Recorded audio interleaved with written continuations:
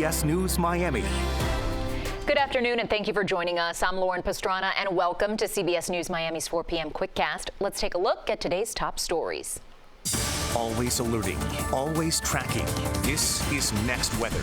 Overall, pretty nice day today. The sun has been peeking here and there, but we could see some showers later today. Next Weather meteorologist Cindy Presser tells us why the warm up and how it'll change by the weekend. Cindy. We've got some pretty big changes coming up over the next few days. Right now it is 79 degrees. The high today so far has been 80 degrees. Very nice. That's above average, but you can see the sun peeking out and the winds out of the southeast, so that's pumping in a little bit more moisture, so a bit stickier today. Frontal system stalled out, still to the south of the mainland, south of the Keys. This should start moving northward. We've got some showers trying to develop now on the west side of the state. They're moving to the east-northeast. So some of that development that is over Collier County and Hendry County should move at least into Broward County. So I think that's going to be the main spot that we pick up a few showers, maybe an isolated storm. Our rain tracker or storm tracker is picking up this line of showers by about 5 o'clock this afternoon. And really, it's the Fort Lauderdale area that looks like it will pick up some measurable rain out of this. If we get something going at 8 o'clock, they already start dissipating, and that's just because there's available moisture. Front comes in, and that's going to provide some lift. We'll see this again tomorrow afternoon. We've got some showers that will be possible. It'll be another warm, humid day, so there will be some moisture to work with. And because we've got the moisture in place, patchy fog is possible overnight tonight. Some of the visibilities could drop way down, especially over the interior areas, but some of that could get into the fringe areas out to the west as well. Keep that in mind. Early tomorrow morning, that will lift, though, as we head into the early to the mid-morning hours. So there's the front. That will start lifting northward. So there's those showers. There's the moisture for us. And it makes room for the next front to come in. That'll be in here by tomorrow evening, so quickly followed by a cold front. That's the cold front that's going to shut down the moisture, shut down the warm air. Much colder this weekend. As a matter of fact, we're going back to some overnight lows that could match the coldest air of the season we've seen so far. And that's going to arrive on Sunday morning. That'll be our cold one. Some wind chills could go way down into the 40s because it's going to be breezy too. Here's your forecast. High tomorrow, back into the lower 80s again, and then it drops off this weekend. Breezy and cold Sunday morning. Slow warming trend heading into next week again, so a nice calm pattern continues. Cindy, thank you. 2 Miami-Dade police officers are recovering after coming under fire at a South Florida home. This is a look at the scene where investigators say it all went down. Those officers finding danger on duty after being confronted by an armed man. CBS News Miami's Peter Dench was at the scene of the shooting, but we begin with CBS News Miami's Morgan Reiner, who's at the hospital where the officers are recovering. Miami-Dade police said officers went to a residence to conduct an investigation at Southwest 222nd Street and 162nd Avenue. And when they arrived, the suspect shot at the officers. One officer was shot in the arm and the other was shot in the arm and the face. This is unacceptable. It is by the grace of God that the officers are still alive. I'm so thankful that I did not have to go and knock on the doors of the officers' family to tell them that their loved ones was not coming home today. There was an exchange of gunfire at the scene, and the suspect who shot the officers is dead. This video shows the officers being transferred to Jackson Memorial Hospital South by fellow officers. It appears one of the officers is walking around with a bandage on his arm and even puts himself on the stretcher to be taken into the hospital. I had the opportunity to speak with the officers, and they are in good spirits and they are in stable condition. The Florida Department of Law Enforcement took over the investigation and said that the officers are 57 and 35 years old. There was also a third female victim taken to the hospital as well for evaluation. We owe them a great debt of gratitude, and we are all grateful that that they came out of this one alive. This community is safer today as a result of the actions of these officers. So I commend them. We pray for them. Our thoughts and prayers are with them and their families during this time as they recover from this unfortunate incident. That was Morgan Reiner reporting. And now we move to the scene of the shooting in Southwest Miami-Dade. CBS News Miami's Peter Dench picks up our coverage from there. This happened here in a remote area of southwest Miami-Dade, and we are now getting our first look at the home.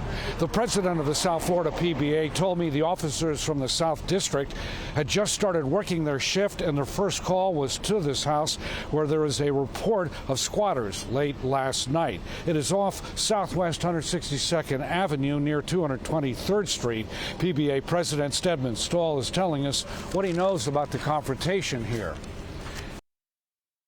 One of the squatters confronted the officers with a shotgun. The officers had no other choice but to return fire. Two of our officers were struck. I'm glad they were wearing their vests. I think that made a big difference on what the outcome could have been. It's sickening. It's sickening that 18 days into the new year that we're having to deal with something like this. And with everybody, with every different situation that these officers confront, something as simple as telling people to leave, they were squatting properties, to now we're involved in gunfights and stuff like that. It's dangerous times out there. There's no situation that you're going to go to that you can't let your guard down. Miami-Dade police so far have not identified the man who was in this home who was shot and killed, or the owner of this property. Stedman Stahl says he has not heard of this level of violence involving squatters before. In southwest Miami-Dade, Peter Dench, CBS News Miami. Stay with CBS News Miami for continuing coverage of the officers shot. We'll bring you any new developments as we get them. We are always streaming on CBS News Miami, Pluto TV, and the CBS News app. We'll have more news when we come back. Stay with us. Welcome back to CBS News Miami's 4 p.m. Quickcast. A death investigation is underway at a Pembroke Park gas station. This after a pickup truck goes up in flames at a pump. CBS News Miami's Ted Scouten reports. From all reports, this was a very intense fire here at the gas station. Let's give you an idea of where it happens. On the far side of the gas station, you can see a truck is parked right in front of the pump where this happened. They're trying to do as much repairs or stabilize that pump. The whole thing was destroyed. Take a look at some video now. According to the Broward Sheriff Fire Rescue, around 4 o'clock this morning, there was a report of a fire at a gas pump. This was at the Racetrack gas station on Hallandale Beach Boulevard, just off of I-95. This is in Pembroke Park. Firefighters found a pickup truck on fire at the pump. As they were putting it out, they found a body next to that truck.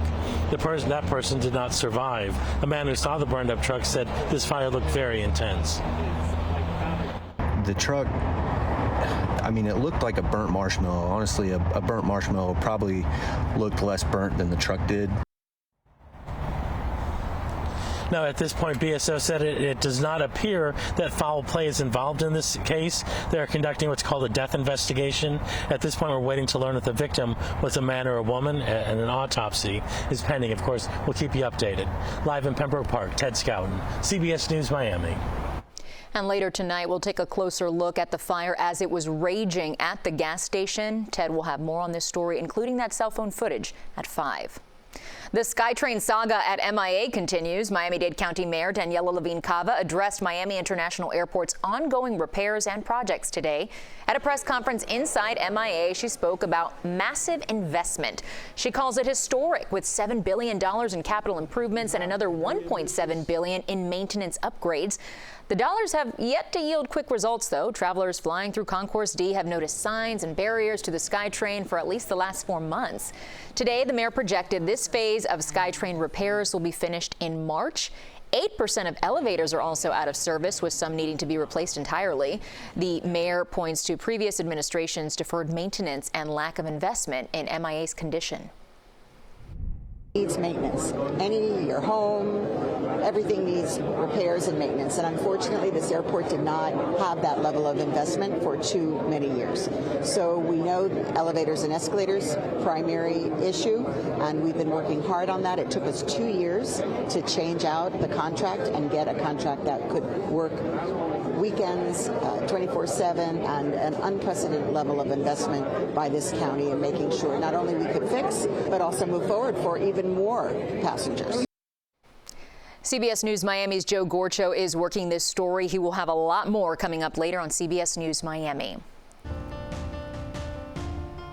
And now to a Miami proud that will touch your heart. It's the story of a local family who got a fresh start in life thanks to the kindness of strangers, led by a very special and giving South Florida woman. I've been going through a lot. Me and my family, we've been homeless for the last couple of months, almost like a year now. But that all changed on December 13th when fate brought Lakeisha Webb and Jennifer Little together. Lakeisha was sitting in a Publix parking lot with her 3 young children when Jennifer took the time to stop and ask her how she was doing. From the very beginning, she had, in her own words, absolutely nothing. Because unfortunately, on the days when she couldn't come up with the money to stay in the hotel, they would lock her out and put all her stuff outside, and then people would steal their things. So she literally had nothing. Jennifer says she knew she had to help, so she posted this picture on her Facebook page and created a GoFundMe page and shared Lakeisha's story. In less than a month, thanks to the generosity of others, she was able to raise enough money to rent Lakeisha and her children an apartment and replace everything that had been stolen. You're amazing, and thank you.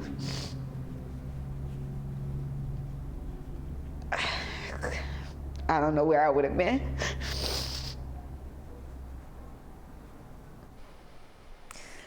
Just an incredible story, and talk about a full circle moment. With an assist from Jennifer, Lakeisha is now working at the same Publix where the two first met. Wow, simply incredible.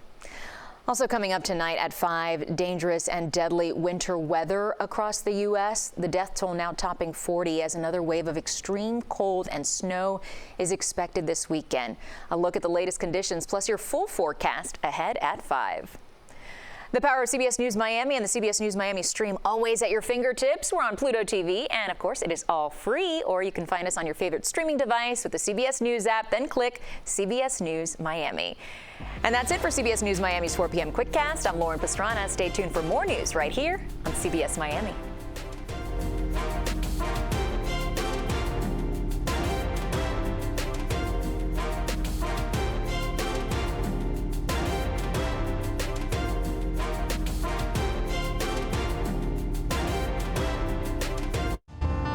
Miami Proud is presented by FPL. Learn more about Florida's energy future at fpl.com/value.